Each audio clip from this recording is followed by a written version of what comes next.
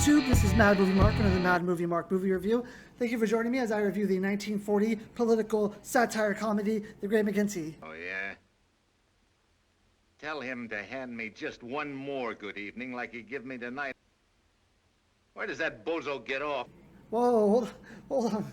There's no reason to get violent. This was just a warm, kindly greeting. There was nothing else, no other meaning behind it. I am continuing to watch and review all the movies that have 100% fresh rating on Rotten Tomatoes. I will give them all a score of 1 to 10. After I watch them and score them, I will rank them from worst to best. I started in the 1920 silent movie era, and now I'm at 1940 with The Great McGinty.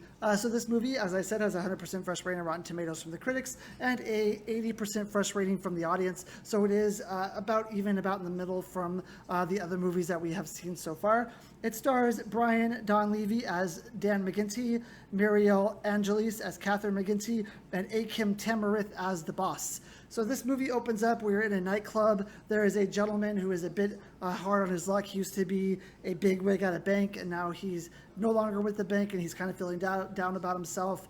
There is a performer there. She's a female dancer who is trying to lift him back up in his spirits. I'm guessing he's a frequent person, a frequent guest there. She knows who he is, and she's trying to make him feel better about himself. They both go up to the bar, and at the bar, the bartender says, "Oh, I heard you talking about being a bigwig at a bank. Well, guess what? I used to be a state's governor." And then that's how we're introduced to Dan McGinty. So Dan McGinty then begins telling the story about how he became governor. So when we first meet him, he is at a soup kitchen. He's in line at a soup kitchen. He is also down on his luck. We don't know why. We don't know what happened to him. We just know that he is in line for some free food. But this is not just any soup kitchen. This is a soup kitchen that is run by the mob. So when he gets up to get his soup, the guy says, "Oh, if you want to go into the other room back there, they're going to give you money to vote." And he's all like, "Just ask for this guy. He'll give you money to vote."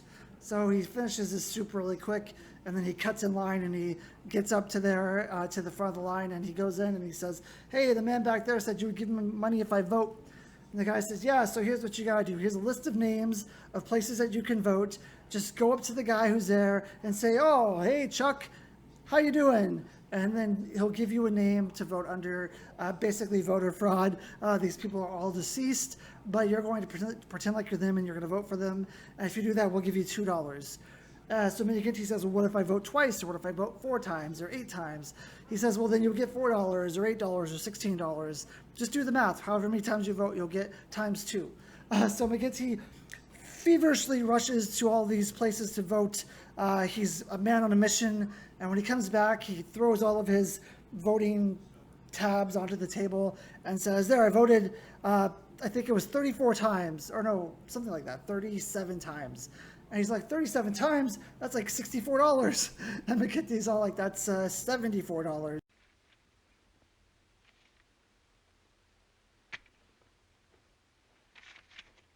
There you are, 37. 37. You heard me. $64. $74. So the man was not expecting anyone to vote that many times, so he does not have that much money on him. So he says, "Well, if you go down and see my boss, we'll get you your money." So he goes down to see the boss, and he sees the mob boss, and McGinty starts giving him a little bit of lip. The mob boss starts like pushing back at him, and McGinty pushbacks at him.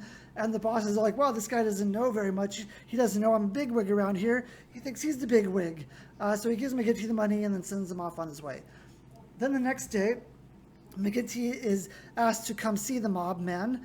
And the mob guy says, "Hey, I need someone who's strong and who's forceful, who will go collect protection money from me."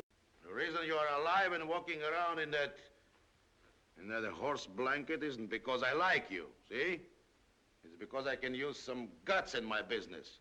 Because all these guys I have, they're just a bunch of saps, and they just are yes men, and they just do what I tell them, and they don't push back on me like you do. So I think if you go collect this money, you'll be really good because you're going to push back on all these people. So McGinty obviously takes a job. He goes and he roughs some people around a bit, and he basically says, "Give me the money, or I'm going to knock you in the next Tuesday." If they send some big rough guy down. That's what I... Wait a minute, Benny. What are you doing? Don't shove him, mister. Out of the way, flea bag.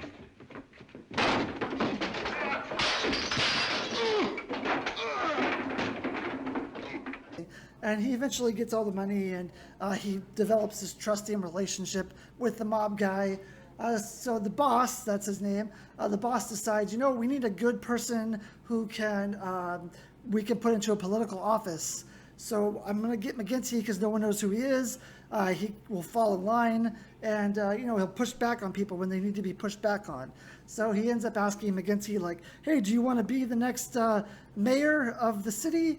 And McGinty says, mayor? Sure, why not? I'll be mayor. Now listen, do you want to be reform mayor? What do you mean, reform mayor? Now, what do you think it means? Don't make me say everything twice, will you? I'm a little irritated today. I said, do you want to be reform mayor? So the boss says, okay, that's great, but in order to be mayor, you've got to get married because the women have the vote now, and they only vote for men who are married. So McGinty says, well, I don't know who to marry. I don't know any women. And while McGinty is later on talking to his secretary says, hey, I'll get married to you. I don't really want to be married. You don't really want to be married. But this is like a marriage of convenience. We don't have to be around each other when we're not in the public eye. We can live in different places. It's the perfect setup. So McGinty says, sure, that's a great idea. So they get married, and then they go back to her house. And first of all, he says, I don't really want children. I don't really want like the marriage life. But since you're offering me this great deal, I'll take it. So when they get back to her apartment, she says, oh, guess what? I forgot to tell you, I have 2 kids. And then they're stormed by 2 of the most annoying children. I'm glad they only have this little role because they're the most annoying children you'd ever see in your life.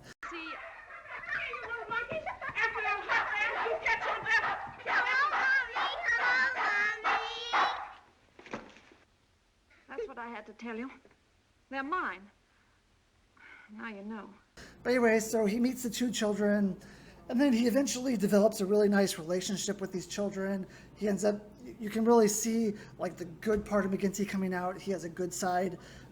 There's definitely an arc that's being built here where he's not just this person who is going after money and going after, fame or anything like that, that later on he will develop into a very nice person. So, later on in the movie, the boss decides, we need more power in the city. So why don't you become a governor? We're going to have you run for governor. So McGinty says, sure, I'll run for governor. And then McGinty talks to his wife, and his wife says, you have all this power. You're supposed to have all this power, but you're not doing anything good with it. You're just doing what everyone tells you to do. Why don't you actually clean the city up and make things better for the children and better than what you had when you were growing up? This is the kind of things that were happening when you were a child, and look where you ended up before you got into this same field. So he thinks about it, and then he decides, you know what? I'm going to stand up to the boss, and I'm going to tell him that I'm going to clean the city up, and I'm not going to do anything that won't be beneficial to the public. Buildings that the people don't need from now on.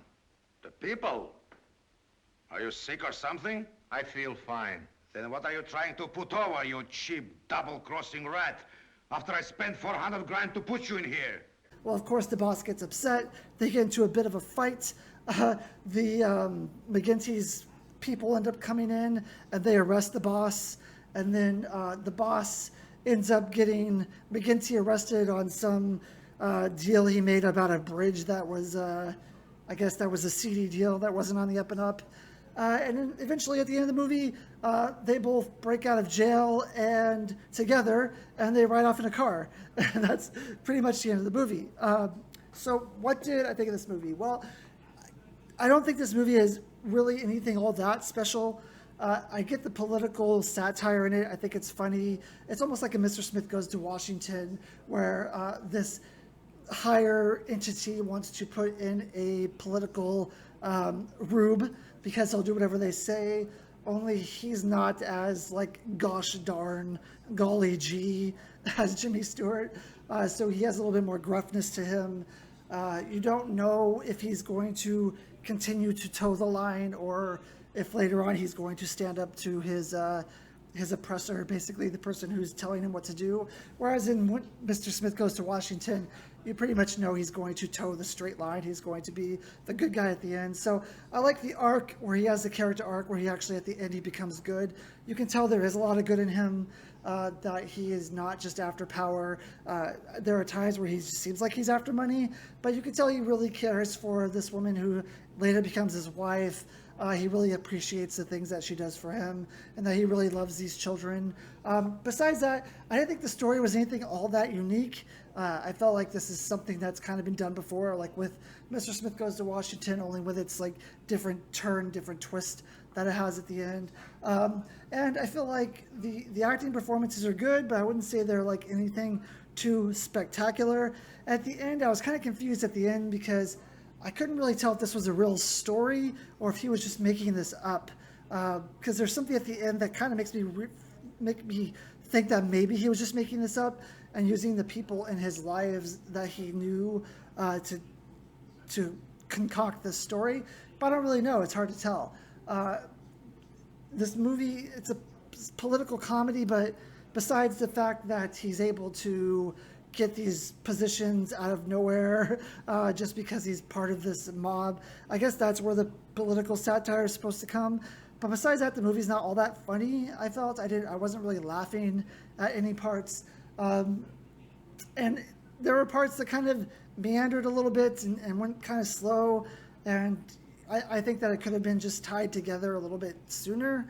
But all in all, it's a good movie. I definitely don't think it's a 100% movie at all. I'm not sure why it has a 100% rating. I can't really tell what's iconic about it or what would be great about it that would lift it above any other movie of that era. And for that, I'm not going to give it like a great rating because to me it is kind of, humdrum. It's kind of what that era has. So I think this movie deserves I'm going to give it a 7 out of 10. Thank you. I hope you have a great day.